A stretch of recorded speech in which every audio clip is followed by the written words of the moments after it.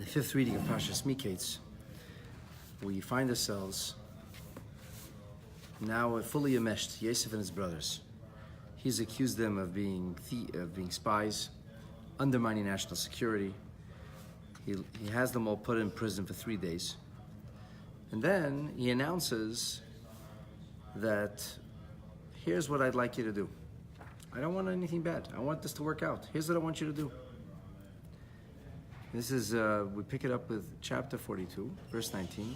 Im keinim atem. Im keinim atem, he says. If this is all true, if you're honest. Achechem echad yiyaser bebeis mishmarchem. One of you is going to remain here in prison. V'atem, and the rest of you, luchu, you can go. Haviu shever ra'avim batechem. You'll bring home the provisions you bought so that everybody can still their hunger. You go home. And then, verse 20, V'esachechem hakoten teviu elai, and the little brother you'll bring to me. And in doing so, v'ye'amnu divrechem, your words will now ring true. V'lo samusu, and then you won't die. Life is good. V'yasuchein, and this is what you got to do. So Yosef says, very simple. To me, it seems you're all undermining national security. I believe you're lying to me. And I have responsibility to this country. National security for a normal leader of a country is number one concern. You're undermining the concern. We have to fix this. You have this story about a brother who didn't come? Fine. I'm going to keep one hostage. This is my collateral. You go home. The kids shouldn't starve. And then you'll bring back your brother. And then everything will be fine. Then I'll know that your alibi is solid, what you told me is true, and then nobody will die. Everything will be great. Rashi says, "Bebeis mishmarchem," in your prison. We're not trying to suggest that Joseph's brothers invested in real estate and bought a prison. It means sha'atem asurim by achshav, the prison that you have occupied for the last 3 days. So he's calling it your prison. You go back. One of you will go back to your prison. The rest of you will be able to head home, and then everybody can eat, and you'll bring back your little brother. Rashi says, "Va'atem l'chu haviyu." You'll go and bring. To where will you bring? El beis avichem, to your father's home. Shever ra'avain batechem. Rashi says here the word shever means provisions bought. Mashe knisem l'ravain anshe batechem. That which you bought to still the hunger of those living in your house, your household. So you'll go ahead and you'll bring this food home. You did buy provisions. You use the provisions. Let everybody eat, and then you come back. It's a perfect solution. V'yamnu divrechem, and in doing so, your words will then become trustworthy and true. Rashi says the words ye'amnu comes from the terminology of truth. Yisamsu, your words will ring true. Yiskaimu, they'll be fulfilled. So that which you said you'll do, and that which you do you'll say, and everything will land exactly where it's supposed to. Where do we find this idea of ye'amnu, coming from the terminology of truth or ringing true? Says Rashi, Kimoi, for example, Amen, Amen. Amen, Amen, there it's talking about the Saita, who has to say that she agrees that it's true, that nothing happened, all the things that are being accused of are actually not true. So you say, yes, Amen, Amen. It's not Amen, you're not answering Kaddish over there. There's no bracha. The question was, is this and this what happened? Are you, yes, I'm good with that. It rings true. Or, for example, we have in the book of Kings, it says, Kimoi ye amen na dvarecha. Let your words be true. And now we see the reaction of Yosef's brothers. Vayimru ish al achiv. One man says to his brother, Aval Hashem manachnu, but we're actually guilty. Alachinu asher ra'inu tzaras nafshi. We're not guilty for what he says we're guilty. We're not here to plan any espionage. We're not planning to, in any way, kind of take advantage of Egypt or exploit national security concerns. But we are guilty. Why are we guilty? We're guilty because of our brother. Asher ra'inu tzaras nafshi. We saw the pain of his soul. B'hischanu eleinu, as he pled with us. V'lo shamanu, we didn't listen to him. We turned our backs on him. Al Kain, Therefore, ba eleinu hatzara hazos. That's why we're in this pickle now. It's 21 years later.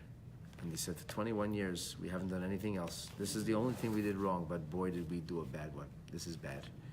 And this is why it's happening to us. They were absolutely certain. As Rashi says, Aval, take a look in the Targum Onkel. He says, Bekushta, in truth. So he said, let your words ring true. And they said, but truth be told, we know why this is happening to us. But Rashi adds now, that I saw in Bereshis Rabbah, Lishna Derema, that it's the language of those living in the south, what you call southern drawl. Who? Aval, that the word used the word aval, which means but, as in the terminology of Biram. Biram means this is in fact, or in truth be told, it's only because of. That's what the word Biram means. So that's what the aval means over here.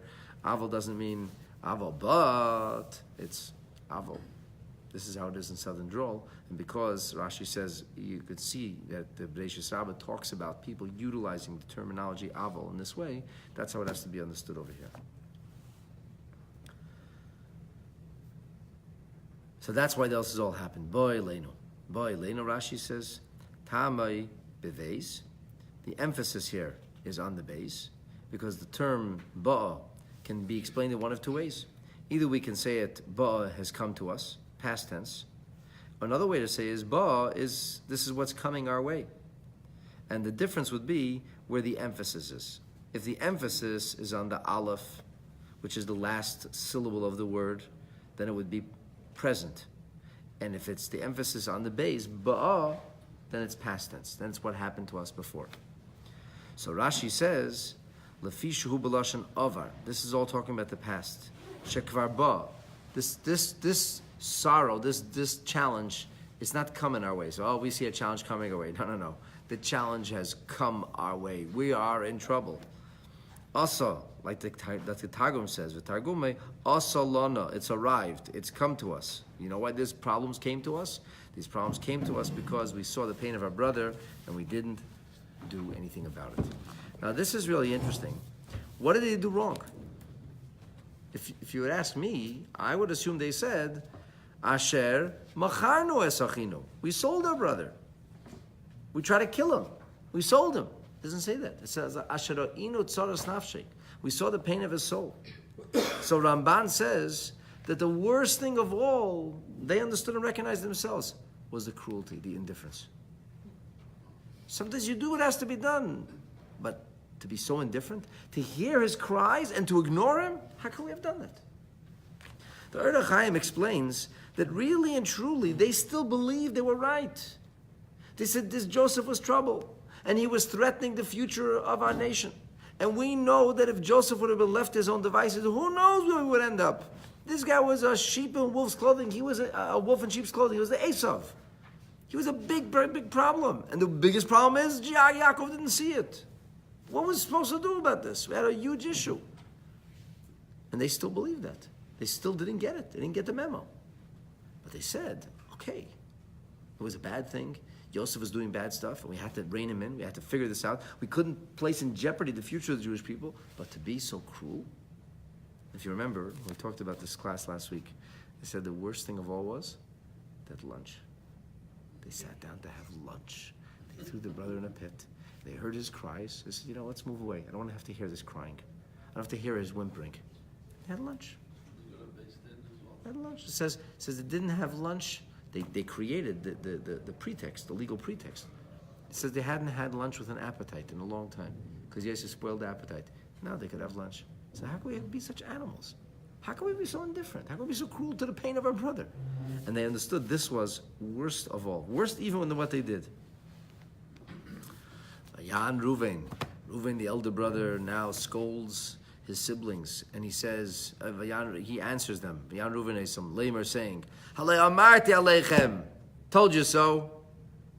I told you so, lamer, al techato vayeled, don't do this terrible thing with the young lad. But he didn't listen to me.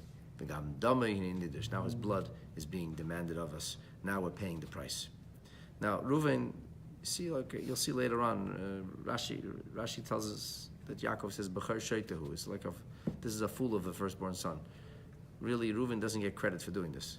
He's like rubbing it in the face. Guy is suffering, and he's got his wounds, and Reuven pours some salt on the wounds. I told you so. That's like the worst thing. You tell somebody, I told you so.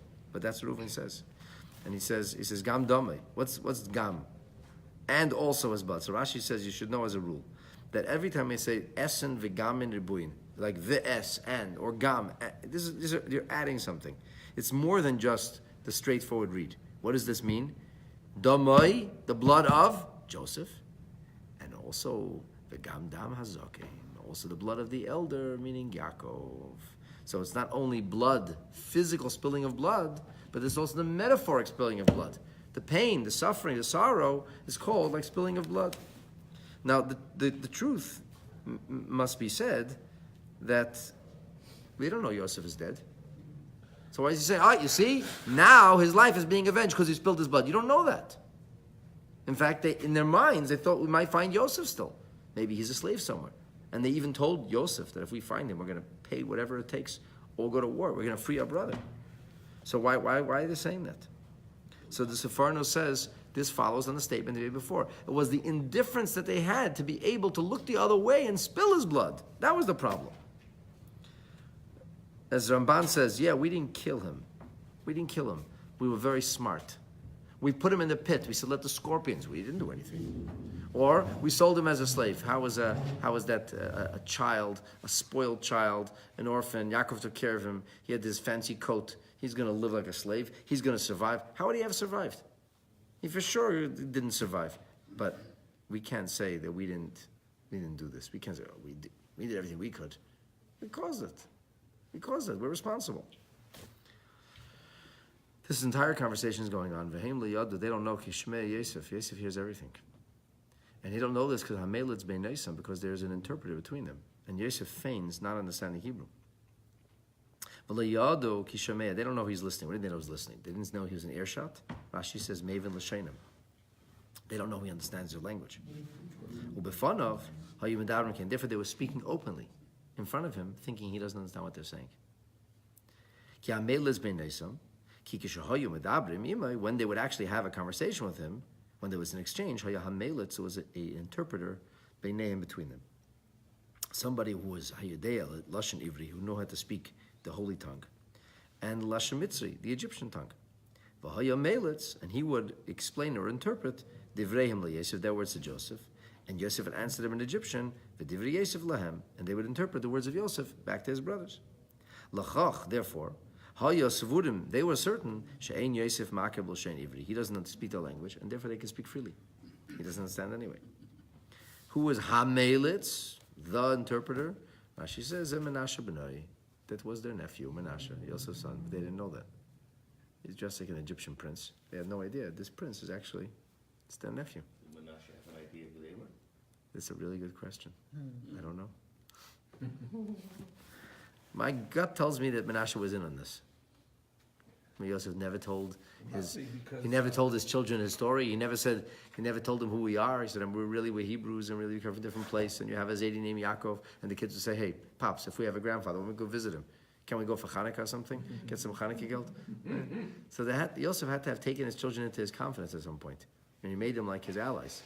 Well, he taught them Hebrew, so they would have to know. Exactly. Logic would say that they had to be in on this. So they don't know Yosef understands this. Vayisav me'alim, he gets very emotional. He has to turn away from them because he's hearing. He can't believe this. His brothers are doing tshuva. Vayef, and he weeps. Vayoshav aleim, and then he returns. Vayidaber aleim, and he speaks to them. Vayikach mitam Shimon, and he takes Shimon. Vayeser esim leineim, he imprisons him before their very eyes. Shimon, why Shimon? He's shlichei labar. He's the guy who threw Yosef into the pit. Hu sha'amar l'Levi, he's the one who said to Levi, hini balach halemis, the dreamer is here. We'll soon take care of this guy. Davar acher, another thing Rashi says, niskaven Yosef lahafridim Levi. Yosef wanted to separate him from Levi. Shema yisyatzu shneim laharig Yosef. Maybe they'll do to him what he did to Shechem. He figured that Shimon's the older brother, Shimon's the instigator. And Shimon and Levi together is a noxious connection. These guys are dangerous. So he figured he better separate. Huh? You can't leave these two. You can't leave these two together, no. So he said, I bet For safety and security, I gotta make sure Shimon and Levi are separated. But yes, he imprisoned them before their eyes. Rashi says only before their eyes. Kevin sheyatzu, once they left, we took him out. He fed him. We gave him the drink. He was on a country club. He gave him a great time. But in front of their eyes, he put him in a harsh imprisonment, a harsh incarceration. And then what does Yosef do?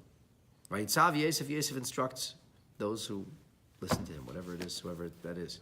They fill up their sacks, their luggage, with all kinds of provisions. Ula hashav kaspeim, he says, also put their money back. Ishal sakai, whatever they bought to buy the provisions, put the money back inside. Lasas lem tzedel derech, and besides that, he says, make sure you give them some corned beef sandwiches. Or peanut butter jelly. Make sure they have food to the way. They shouldn't have to go into whatever the provision leave that's sealed and packed. Give them separate food for the way which they didn't pay for. V'yaslem kain, and of course this exactly was done. So the question is, Yosef appears like a total madman. He harasses them to no end, and then he's busy worrying about adding sandwiches and sending along, bottled water and making sure they could eat on the way. How do you explain this? What was Yosef trying to show by doing this? If he was trying to be a tough guy, he's trying to show that, I'm going to show you who's boss. Okay, then show him who's boss. Why would you? It's almost like Yosef, he undermines his own purpose. He's busy giving them gifts at the same time. He's busy trying to be tough. Like, you want to be tough? Be tough. You want to be a nice guy? Be a nice guy. Can't be both. He sounds nuts. Why not? He's totally confounding them. You don't know which. All he needs to do is scare them. He doesn't need to confound them. He made his case very clear. He said, I want your brother down here. You bring your brother here, you're finished. But he wants him to come back. Yeah, of course he wants him to come back. He took Shimon and locked him up. They're not just going to, you know what? Keep Shimon. We wanted to sell him anyway. Okay? Yeah, but maybe they'll think, you know what? They took Shimon. It's going to be dangerous for us. So therefore, they're just going to. Therefore, you know what? Binyamin, Shimon, Binyamin's a better change. He said, I'm going to keep my word. He doesn't go out his way to give them sandwiches. Put the money back inside. What was the point of doing that? It actually doesn't make sense. The brothers, after all. The brothers. Yosef is not being very brotherly over here. So the Rebbe analyzes this like lunatic behavior. Page Reish Nun Hey. The Rebbe says, "Isna'agusil shel Yosef nidis tomua." The behavior of Yosef seems entirely astonishing. It doesn't seem to have a rhyme or reason. What exactly is his strategy?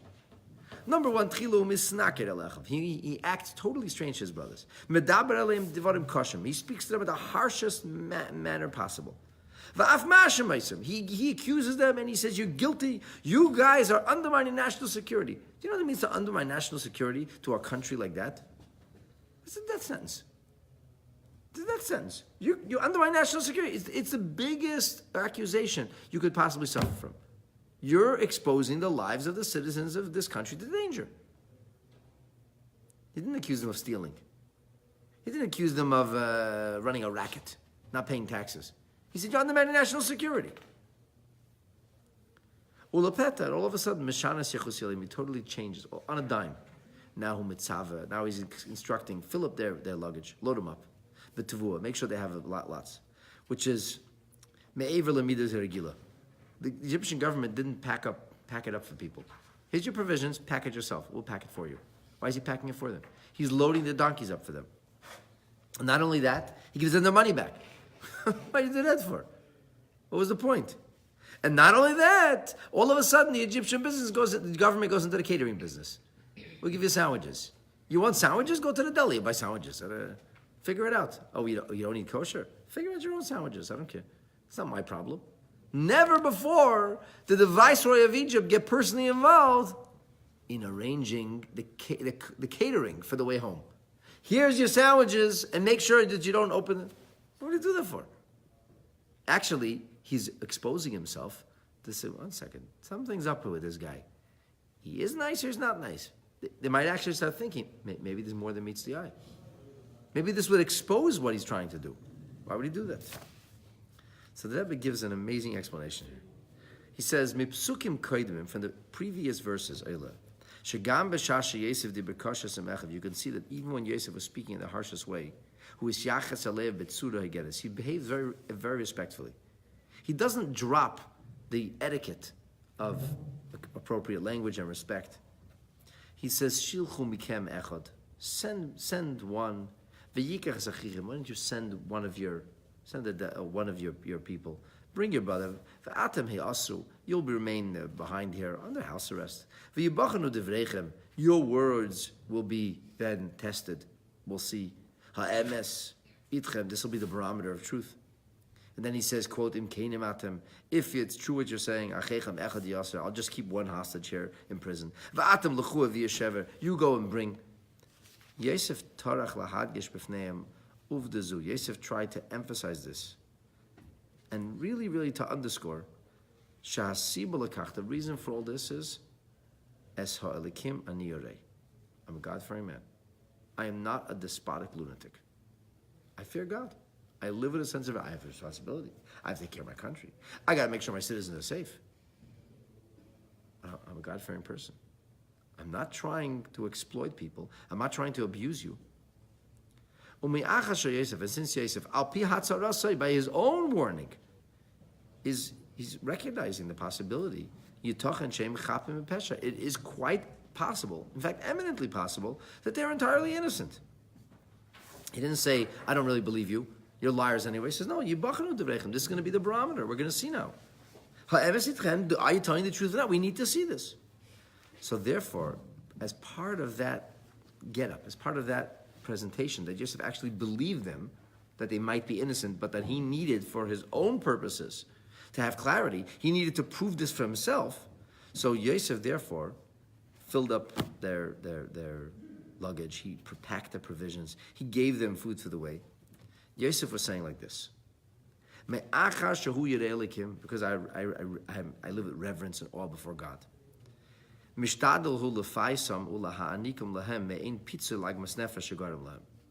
trying as if to make up for the sorrow and agony that he's caused them, for the pain he's caused them. It's like, when the airlines send your luggage in 3,000 miles in the wrong direction or something. So they try to make it up for you. Or when your hotel room isn't ready, or they have the opposite of what you wanted, they send you a fruit platter. Yosef's doing whatever he could to say, listen, I'm accusing you. I know it may be true, and in case it is true, here's what I'm doing to make up for it. Understand that I have no choice. I have to protect national security. I need to know this for sure. But in the meantime, Yosef's trying to, so to speak, mollify them, pacify them, by doing other nice things to them, just in case. And where do we find the precedent for this? We find this with Avimelech, that after he tormented Sarah and he kept her hostage, so it says, Vayikach Avimelech tzayin uvakar v'avadim v'shvachas, took all kinds of residuals, and he gave them to Avram. Why? This is like the forerunner of the modern day lawsuit. He's paying damages. So if we accuse somebody wrongly, then we have to pay. It's as if you can't do whatever you want. Of course, the government could do whatever it wants. But if the government accuses somebody of something which is actually untrue, then the government would be obligated to pay damages. So Yosef is making the case, I don't know that you're guilty. I think you may be. I have a need to find out the truth. I'm ready to I'll make it up to you. In fact, even now, because of this pain you're undergoing, I'm making things a little easier. Here's an upgrade. You get free drinks. Whatever else it is, I'm just trying to make it up to you, but I have no choice. And in this way, Yosef presents himself as an honest broker. They're actually believing the story. They don't think it's Yosef playing games with them. They actually think that this emperor really and truly thinks that they're undermining national security. They have no choice. They have to bring Binyamin, but they think this is the real deal. And the only way Yosef can make it seem like the real deal, and he's not just abusing them wantonly out of nowhere, is by making sure that he's doing nice things to make up for the difficulty he's causing them. So I know I'm causing you difficulty.